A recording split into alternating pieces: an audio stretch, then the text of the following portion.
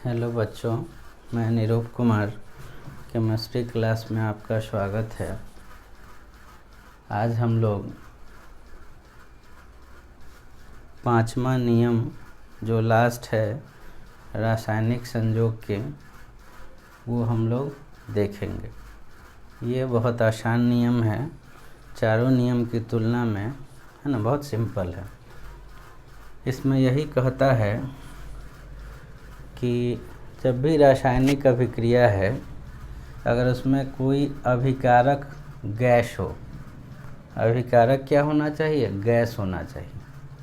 और उत्पाद भी अगर गैस बनाता है ना, जैसे हाइड्रोजन गैस है, क्लोरीन भी क्या है? गैस है। और HCl भी क्या है? गैस है ना।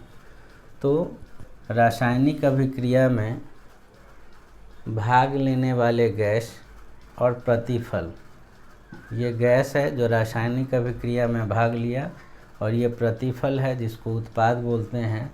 ध्यान रखना है कि प्रतिफल क्या होना चाहिए? गैस है। तो जो भाग लेने वाले जो गैस है और जो उत्पाद बनाया है, वो सबका अनुपात जो है वो सरल अनुपात, सरल पूर्णांक में होगा। जैसा पहले हम लोग सरल अनुपात देखते हैं, यहाँ देख सकते हो। और इस बात को ध्यान में रखना है कि जो अभिकारक में जो भी गैस है और उत्पाद में जो भी गैस है, सबको जो है समान ताप और दाब पे मापा जाना चाहिए, है ना। H2 लिए हैं, जिस ताप और दाब पे इसका आयतन लिए हैं, उसी ताप और दाब पे इसका भी आयतन लेना है, उसी ताप और दाब पर इसका भी आयतन लेना है ना। ऐसा नहीं कि इसका आयतन हम लोग 20 डिग्री C पे ले लिए और दाब 1 atm पे, इसका आयतन हम लोग 25 डिग्री C पे ले लिए हैं और दाब 2 atm पे, इसका हम लोग 30 डिग्री पे ले लिए हैं और दाब 3 atm पे। वैसा नहीं करना है हमको। इसके लिए जो ताप है, इसके लिए भी वही ताप होगा, इसके लिए भी वही ताप होगा, क्योंकि हम लोग जानते हैं जैसे ही ताप बदल देंगे उसका आयतन बदल जाता है। हम लोग पढ़े थे कि अगर STP पे किसी भी गैस के 1 मोल का आयतन लेते हैं तो वो 22.4 लीटर होता है। तो इसका जिस ताप पे लिए, उसी ताप पे इसका भी आयतन लेना है, उसी ताप पे इसका भी आयतन लेना है। जिस दाब पे इसका आयतन लिए हैं, उसी दाब पे इसका भी आयतन लेना है, उसी दाब पे भी इसका आयतन लेना है। क्योंकि दाब या ताप अगर बदल देते हैं तब आयतन भी क्या होगा? बदल जाएगा। मान लो कि 0 डिग्री C पे इसका आयतन 2 लीटर है, लेकिन जैसे ही ताप बढ़ा देंगे ये आयतन बदल जाएगा। हो सकता है 1 से 2 हो जाए, 2 से 3 हो जाए। तो हमको ध्यान में रखना है कि जो भी आयतन लेंगे उसका ताप और दाब क्या होना चाहिए? सबके लिए समान ही होना चाहिए। तो जब अब यहाँ जो है अभिकारक भी गैसीय है और उत्पाद भी क्या है? गैस है ना। तो संतुलित कर देना है। ये 2 है, 2 हाइड्रोजन, ठीक है, संतुलित है। तो यहाँ देखो, हाइड्रोजन जो लिए हैं उसके सामने यहाँ 1 है ना, नहीं लिखा है, इसका 1 है और यहाँ 2 है। ये अगर 1 लीटर लेंगे, ठीक, तो ये भी 1 लीटर खर्च होगा और ये बन जाएगा, इसके सामने 2 है तो ये 2 लीटर बनेगा। इसका अनुपात देख लो, है ना। इसका अनुपात हो गया 1:1:2, सरल अनुपात हो गया। अगर इसका बाई द वे 2 ले लिए तो 2 गुना कर दिए तो ये भी 2 लीटर होगा। तो ये कितना बन जाएगा? ये 4 लीटर। देख सकते हो, क्योंकि 1 है तो 1 ये भी खर्च होगा, है ना। शुरू में भी 9th 10th में पढ़ना था। ये 1 लीटर है, चूँकि इसका जो कोफिशिएंट जिसको बोलते हैं वो 1 है, इसका भी 1 है, इसका कितना है? 2। तो 1 लेंगे तो इसका भी 1 खर्च होगा और कितना बनेगा? 2 बनेगा। हाँ, अगर 1 से 2 लिए तो इसको 2 खर्च होगा और बनेगा कितना? 4। 3 लेंगे तो ये भी 3 लीटर खर्च होगा, बनेगा कितना? 6 लीटर। ये 4 लीटर लिए तो ये भी 4 लीटर होगा और बनेगा कितना? 8 लीटर। तो सबका अनुपात निकालेंगे तो वो यही अनुपात होगा, सरल ही होगा। फिर यहाँ देख सकते हो नाइट्रोजन संतुलित कर दिए हैं। नाइट्रोजन के सामने 1 है, नहीं लिखा है इसका मतलब 1 है, तो ये अगर 1 लीटर होगा तो इसके सामने 3 है तो ये 3 लीटर खर्च होगा।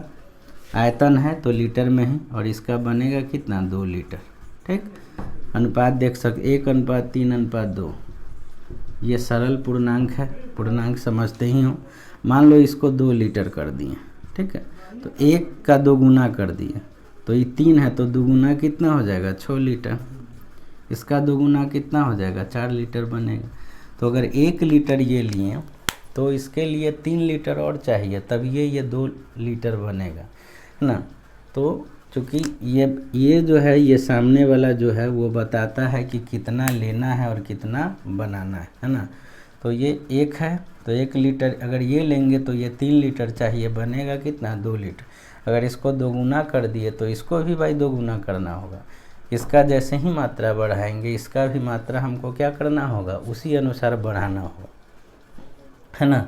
जैसे रोटी ही बनता है घर में, तो मान लो 10 रोटी बनाना है तो उसमें कुछ आटा चाहिए, कुछ पानी चाहिए, है ना।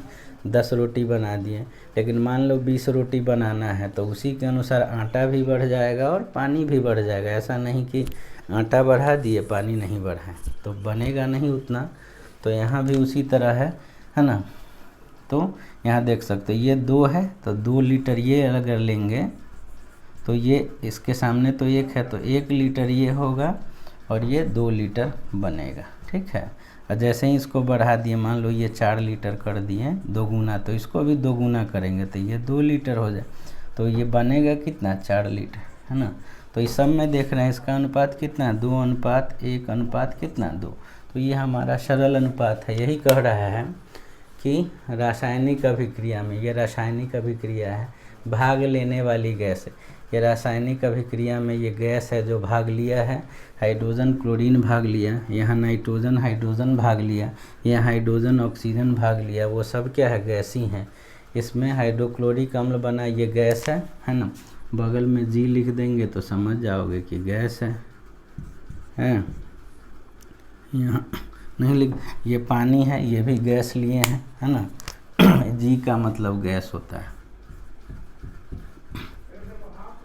है ना।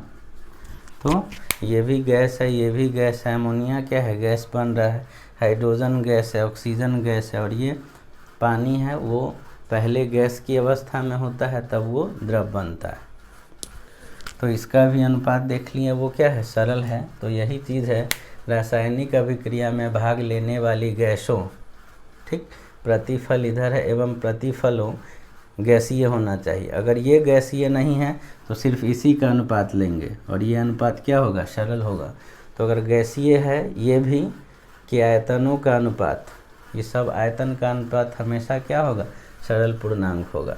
ध्यान में रखना है कि जो भी गैस है जितना लिए जितना बना है वो सब गैस का आयतन समान ताप तथा दाब पर क्या होगा लेना पड़ेगा। ये हमारा गे-लुशैक के गैसीय आयतन का नियम हो गया, है ना। इसमें किसी को दिक्कत नहीं होना चाहिए, है ना। इसके बाद आगे हम लोग हो सकता है कुछ सवाल बनाएं, उसके बाद नेक्स्ट टॉपिक हम लोग पढ़ेंगे। अब थोड़ा आसान है। धन्यवाद।